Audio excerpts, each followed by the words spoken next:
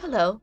Have you ever seen those really cool looking buttercream waves piped onto cakes like this and really wanted to try it? I've broken it down step by step into a really easy method.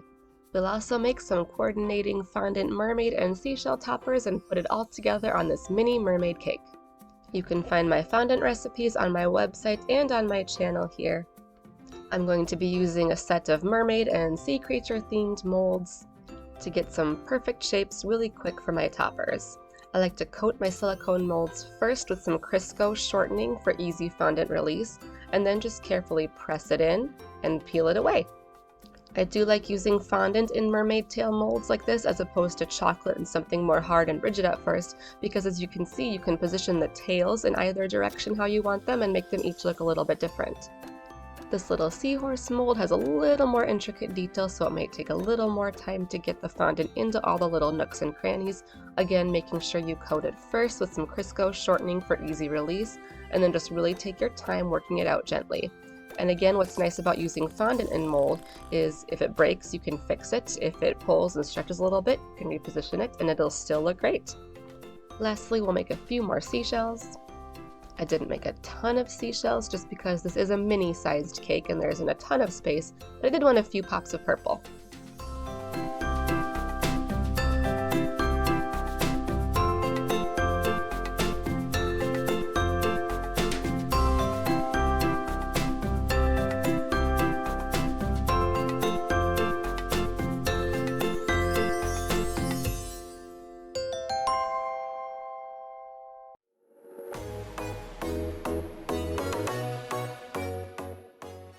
And here is what all of our fondant decorations look like. Again, very easy, very quick with fondant and silicone molds. You get a lot of beautiful decorations real quickly. Make sure to let these dry overnight so they harden and hold their shape. And then I am just going to spray a little edible pearl shimmer spray on top to give them a little extra shine. This is a little 4-inch diameter cake. This is the size that I typically make my smash cakes for little kid first birthday parties. We're starting with my vanilla cake recipe as well as my chocolate buttercream frosting recipe. Both of these are on my website at customcakesandcupcakes.com. We really just wanted to taste some chocolate for this one, but usually if you're going to be piping a design on the outside, you can use the crumb coat in the same color or a similar color, so that way it all kind of blends together. I do have videos that are more specifically about how to frost a smooth buttercream cake and my preferred methods and tools, so definitely check that out if you'd like a little more time spent on that.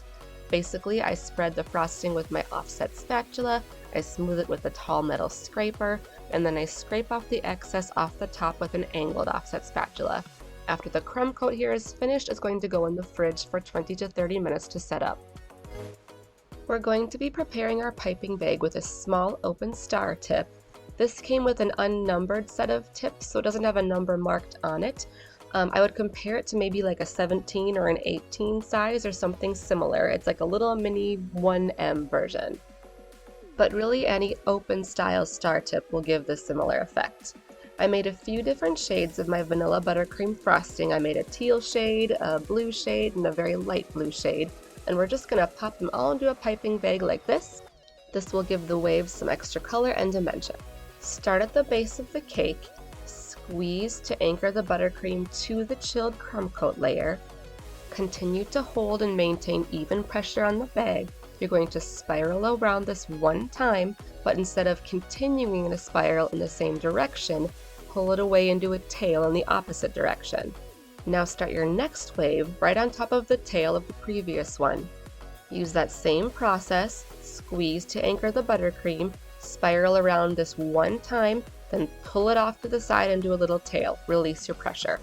Then once you move up to the next row, try and aim the start of each wave in between those of the bottom row.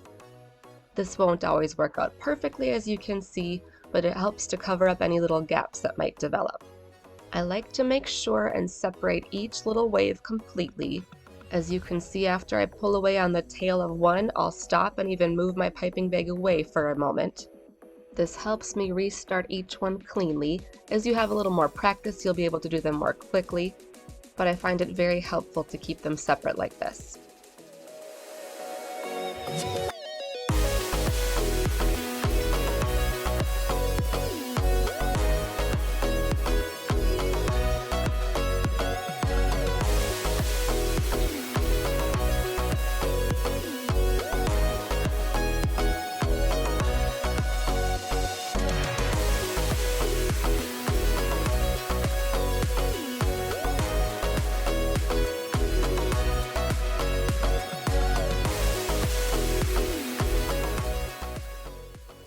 am going to pipe my top row so that it extends above the cake a little bit, as I don't want any of the brown top showing.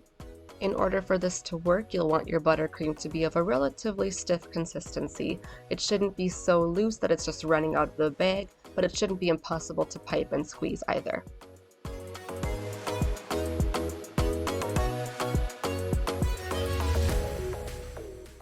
After I have the top row finished, I like how it gives kind of a scalloped edge. We'll repeat this on the top. Work from the outside in the same pattern. Squeeze to anchor the buttercream to the cake, spiral around this one time, and then finish off in a little tail in the opposite direction. Pipe these in concentric circle rows, starting with the outside to make sure you cover up all the gaps.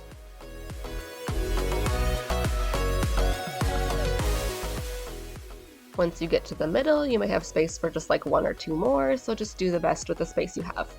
Then, if you recall, all of our fondant decorations dried out nicely overnight, so we are just going to stick them onto our cake. I'm using those little 6-slit candy sprinkles to use as pearls. So I stuck one between two shells, and I'm just adding a few more for pops of color.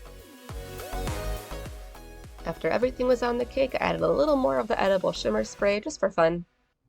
And here's how it all turned out. Let me know what you think, and if you're going to try piping waves, I'd love to hear any questions you have. Thanks so much for watching, and stay tuned because YouTube is going to suggest some more videos to watch.